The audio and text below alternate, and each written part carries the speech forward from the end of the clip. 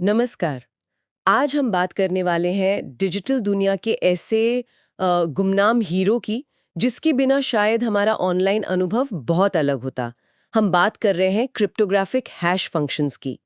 हमारे पास इस विषय पर विकिपीडिया का एक काफी डिटेल लेख है और हम कोशिश करेंगे कि इसमें गोता लगाकर समझें कि भाई ये है क्या चीज, क्यों इतने जरूरी है और ये असल में काम कैसे करते हैं। तो मकसद यही है कि इस सोर्स से सबसे ज़रूरी जानकारी और जो गहरी समझ है वो निकाल पाएं। आपने शायद कभी नोटिस किया हो, कोई फाइल डाउनलोड करते समय एक अजीब सी कोड स्ट्रिंग दी होती है या पासवर्ड डालते हैं तो सिस्टम को कैसे पता चलता है कि सही है। इन सब के पीछे अक्सर यही हैश फंक्शंस होते हैं। और एक कमाल की बात यह है कि इनपुट में ज़रा सा मतलब बिल्कुल छोटा सा भी बदलाव करें तो आउटपुट यानी वो हैश वैल्यू पूरी तरह बदल जाती है। इसे एवलांच इफेक्ट कहते हैं। तो बेसिक आइडिया तो सरल सा लगता है कि किसी भी साइज का डेटा लो और उसका एक फिक्स्ड साइज का एक तरह का डिजिटल फिंगरप्रिंट बना दो, है ना। पर ये फिंगरप्रिंट इतना खास क्यों है? इसकी सुरक्षा, इसका भरोसा किन बातों पर टिका है? चलिए इसी को थोड़ा खोलते हैं। बिल्कुल। ये जो डिजिटल फिंगरप्रिंट या हैश वैल्यू है, ये तभी काम की होती है जब ये कुछ ज़रूरी शर्तें पूरी करें। क्रिप्टोग्राफी की दुनिया में इनको हम गुण या प्रॉपर्टीज़ कहते हैं और यही गुण तय करते हैं कि कोई हैश फंक्शन कितना भरोसेमंद है, कितना सिक्योर है। सबसे पहला गुण है प्री इमेज रेजिस्टेंस। इसको ऐसे समझिए कि अगर आपके पास हैश वैल्यू है, तो उससे वापस ओरिजिनल मैसेज या डेटा क्या था, ये पता लगाना लगभग नामुमकिन होना चाहिए। हम्म। मतलब ये एक तरह की वन वे स्ट्रीट है। आप आगे तो जा सकते हैं, डेटा से हैश बना सकते हैं, पर हैश से वापस डेटा पर नहीं आ सकते। अच्छा, मतलब ये रिवर्स नहीं हो सकता। ठीक है। हाँ, दूसरा गुण है सेकंड प्री इमेज रेजिस्टेंस। अब मान लीजिए आपके पास एक मैसेज है M1 और उसका हैश भी आपको पता है। तो ये गुण कहता है कि आपको कोई दूसरा मैसेज M2 ऐसा नहीं मिलना चाहिए जिसका हैश भी पहले वाले जैसा ही हो। मतलब एक दिए हुए मैसेज और उसके हैश के लिए उसी हैश वाला कोई दूसरा मैसेज ढूंढना बहुत मुश्किल होना चाहिए। हम्म, यानी कॉपी बनाना मुश्किल है एक तरह से। कॉपी। और तीसरा जो शायद सबसे जरूरी है वो है टकराव प्रतिरोध या कलिजन रेजिस्टेंस। ये कहता है कि कोई भी दो अलग अलग मैसेज M1 और M2 ऐसे ढूंढना बहुत मुश्किल होना चाहिए जिनका हैश सेम हो। पहले वाले केस में एक मैसेज दिया हुआ था, यहाँ कोई भी दो अलग मैसेज जिनका हैश टकरा जाए वो नहीं मिलने चाहिए। टकराव मतलब कोलिजन। हाँ, कोलिजन। और इस गुण को पक्का करने के लिए ना हैश वैल्यू की लंबाई काफी ज्यादा रखनी पड़ती है। इसका एक कारण है बर्थडे अटैक। बर्थडे अटैक ये क्या है? जन्मदिन से जुड़ा है कुछ? हाँ, नाम वही से आया है। जैसे अगर एक कमरे में सिर्फ 23 लोग हों, तो 50% से ज्यादा चांस है कि किन्हीं दो का जन्मदिन एक ही दिन होगा। ये सुनने में अजीब लगता है, पर गणितीय रूप से सही है। अच्छा, हाँ ये तो सुना है। बस वही फंडा यहाँ हैश में लगता है। अगर हैश की लंबाई कम है, तो उम्मीद से कहीं ज्यादा आसानी से दो अलग मैसेज मिल सकते हैं जिनका हैश सेम हो, मतलब टकराव मिल सकता है। आमतौर पर अगर हैश n बिट लंबा है, तो टकराव खोजने में लगभग 2 पावर n 2 कोशिशें लगती हैं, न कि 2n। इसलिए मजबूत टकराव प्रतिरोध के लिए लंबे हैश जैसे 256 बिट या 512 बिट जरूरी हैं। और एक बात ध्यान रखने वाली है कि अगर किसी फंक्शन में टकराव प्रतिरोध है, तो उसमें सेकंड प्री इमेज प्रतिरोध अपने आप आ जाता है। लेकिन इसका उल्टा सच नहीं है। और असल दुनिया में अगर कोई हैश फंक्शन टकराव प्रतिरोधी नहीं है, तो उसे सुरक्षित नहीं माना जाता, भले ही उसमें बाकी गुण हों। समझ गई। तो ये तीन गुण, pre image, second pre image और टकराव प्रतिरोध, यही मिलकर हैश फंक्शन को भरोसेमंद बनाते हैं। मतलब कोई जानबूझकर डेटा बदलकर वही पुराना डिजिटल फिंगरप्रिंट नहीं बना सकता। ये तो वाकई बहुत काम की चीज लगती है। हमारी रोजमर्रा की डिजिटल जिंदगी में हम कहाँ-कहाँ इन पर निर्भर करते हैं। स्रोत में काफी उदाहरण थे इसके। हाँ, इस्तेमाल तो बहुत सारे हैं, पर कुछ मुख्य अगर देखें, तो सबसे पहला है डेटा की अखंडता, यानी इंटेग्रिटी चेक करना। अच्छा, जैसे वो फाइल डाउनलोड वाला उदाहरण। बिल्कुल। जब आप इंटरनेट से कोई सॉफ्टवेयर या कोई बड़ी फाइल डाउनलोड करते हैं, तो अक्सर वेबसाइट वाले साथ में एक हैश वैल्यू देते हैं, MD5 या SHA 256 जैसा कुछ। आप डाउनलोड के बाद अपने कंप्यूटर पर उस फाइल का हैश निकाल सकते हैं और वेबसाइट वाले हैश से मिला सकते हैं। और अगर वो मैच कर गया? तो आप लगभग पक्के तौर पर कह सकते हैं कि फाइल डाउनलोड के दौरान बदली नहीं गई, न उसमें कोई वायरस या मैलवेयर डाला गया। ये एक तरह से फाइल पर लगी सील चेक करने जैसा है। ये जानबूझकर की गई छेड़छाड़ पकड़ सकता है। जो पुराने चेकसम होते थे, CRC जैसे, वो अक्सर सिर्फ अनजाने में हुई गड़बड़ियों को ही पकड़ पाते थे। हाँ, ये तो बहुत जरूरी है। और दूसरा बड़ा इस्तेमाल है डिजिटल हस्ताक्षर में।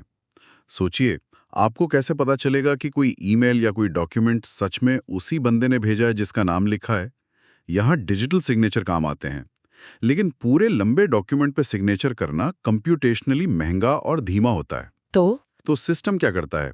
पहले पूरे डॉक्यूमेंट का एक छोटा सा फिक्स्ड साइज हैश बनाता है और फिर उस छोटे से हैश पर डिजिटल सिग्नेचर करता है।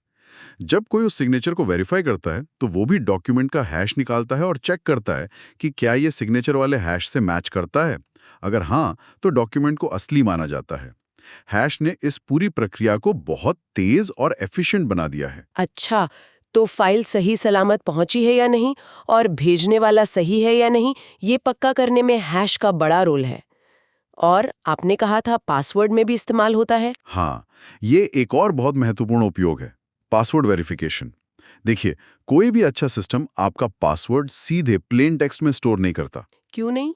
क्योंकि अगर उनका डेटाबेस कभी हैक हो गया तो सारे यूजर्स के पासवर्ड चोर के हाथ लग जाएंगे। ये तो बहुत बड़ा रिस्क है। हाँ, ये तो है। तो इसके बजाय सिस्टम क्या करता है, जब आप अकाउंट बनाते हैं या पासवर्ड सेट करते हैं तो वो आपके पासवर्ड का हैश बनाकर स्टोर करता है, पासवर्ड खुद नहीं। और जब लॉगिन करते हैं तब? जब आप लॉगिन करने के लिए पासवर्ड डालते हैं तो सिस्टम तुरंत उस डाले गए पासवर्ड का हैश बनाता है और उसे डेटाबेस में स्टोर किए गए हैश से मिलाता है। अगर दोनों हैश मैच कर गए मतलब पासवर्ड सही है और आप लॉगिन हो जाते हैं। अगर डेटाबेस चोरी भी हो जाए तो चोर को सिर्फ हैश मिलते हैं, असली पासवर्ड नहीं। लेकिन मैंने सुना है कि आजकल सिर्फ हैश स्टोर करना भी काफी नहीं है। कुछ दिक्कतें हैं इसमें भी। श्रुति भी शायद इस पर कुछ कह रहा था। बिल्कुल सही पकड़ा आपने, ये बहुत जरूरी पॉइंट है। जो स्टैंडर्ड हैश फंक्शन है जैसे MD5 या SHA-1, यहाँ तक कि SHA-2 भी, वो पासवर्ड स्टोर करने के लिए अब उतने सुरक्षित नहीं माने जाते। क्यों? उनमें तो वो प्रॉपर्टीज थी ना, प्री इमेज रेजिस्टेंस वगैरह। प्रॉपर्टीज तो हैं, पर एक और दिक्कत है, स्पीड। ये फंक्शन डिजाइन किए गए थे तेज होने के लिए, और आजकल के कंप्यूटर, खासकर ग्राफिक्स कार्ड यानी GPU, इतने पावरफुल हो गए हैं कि वो 1 सेकंड में अरबों खरबों पासवर्ड अनुमान लगाकर उनके हैश बना सकते हैं। ओ बाप रे, अरबों! हाँ, तो अगर किसी हैकर को आपका हैश मिल गया तो वो क्या करेगा?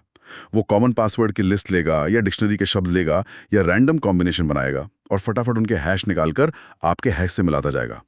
इसे ब्रूट फोर्स अटैक कहते हैं। क्योंकि हैश जल्दी कैलकुलेट होता है, ये अटैक कामयाब हो सकता है। तो फिर इसका क्या इलाज है? इसका इलाज है विशेष तरह के फंक्शन इस्तेमाल करना, जिन्हें की डेरिवेशन फंक्शंस KDFs कहते हैं, या पासवर्ड बेस्ड KDFs, जैसे आपने नाम सुने होंगे शायद, bcrypt, स्क्रिप्ट या argon2। ये फंक्शन जानबूझकर धीमे डिजाइन किए गए हैं। धीमे? ये तो उल्टी बात लगती है। हाँ, जानबूझकर धीमा। ये हैश गणना को हजारों या लाखों बार दोहराते हैं, जिससे एक हैश बनाने में थोड़ा ज्यादा टाइम लगे, शायद सेकंड का 10वां हिस्सा या उससे भी ज्यादा। इससे ब्रूट फोर्स अटैक बहुत धीमा और महंगा पड़ जाता है। और एक और जरूरी चीज है सॉल्ट। सॉल्ट? नमक? हाँ, नमक जैसा ही समझिए। हर पासवर्ड के साथ एक यूनिक रैंडम डेटा का टुकड़ा जोड़ा जाता है, जिसे सॉल्ट कहते हैं। फिर पासवर्ड और सॉल्ट को मिलाकर हैश किया जाता है। ये सॉल्ट भी हैश के साथ ही स्टोर होता है। इससे क्या फायदा होता है? 2 बड़े फायदे। एक, अगर 2 यूजर्स का पासवर्ड सेम भी हो तो उनके सॉल्ट अलग होंगे, इसलिए उनके स्टोर किए गए हैश भी अलग-अलग होंगे। दूसरा, ये चोरों के लिए पहले से तैयार हैश टेबल्स, जिन्हें रेनबो टेबल कहते हैं, उन्हें बेकार कर देता है, क्योंकि हर हैश अब उस यूनिक सॉल्ट पर निर्भर करता है। NIST जैसी संस्थाएं कम से कम 10,000 बार दोहराव और एक अच्छे खासे लंबे सॉल्ट की सलाह देती हैं। बाप रे! मतलब पासवर्ड सुरक्षा के लिए सिर्फ हैश नहीं, बल्कि धीमा हैश और सॉल्ट और बहुत सारे इटरेशंस, ये सब जरूरी है। ये जानना तो बहुत जरूरी था। अच्छा, और क्या उपयोग बताए थे स्रोत ने? एक और कैटेगरी है प्रूफ ऑफ वर्क। ये थोड़ा अलग कॉन्सेप्ट है। ये सिस्टम को स्पैम या सर्विस अटैक से बचाने का एक तरीका है। इसमें क्या होता है कि जो सर्विस मांग रहा है उसे कुछ मुश्किल कंप्यूटेशनल काम करना पड़ता है, ये साबित करने के लिए कि वो असली यूजर है, कोई बॉट नहीं। जैसे? बिटकॉइन माइनिंग इसका सबसे फेमस उदाहरण है। माइनर्स को एक ऐसे ब्लॉक डेटा हैश, वो SHA-2F56 इस्तेमाल करते हैं, खोजना होता है जिसके शुरू में बहुत सारे जीरो आए। ऐसा हैश खोजना बहुत मुश्किल है, इसमें बहुत सारी कंप्यूटिंग पावर लगती है। लेकिन अगर किसी ने ऐसा हैश खोज लिया तो उसे वेरीफाई करना बहुत आसान है। बस एक बार हैश कैलकुलेट करके देखना है। ये नेटवर्क को सुरक्षित रखने में मदद करता है, क्योंकि गलत ट्रांजैक्शन जोड़ना बहुत महंगा पड़ जाता है। अच्छा, ये बिटकॉइन वाला फंडा है। ठीक है।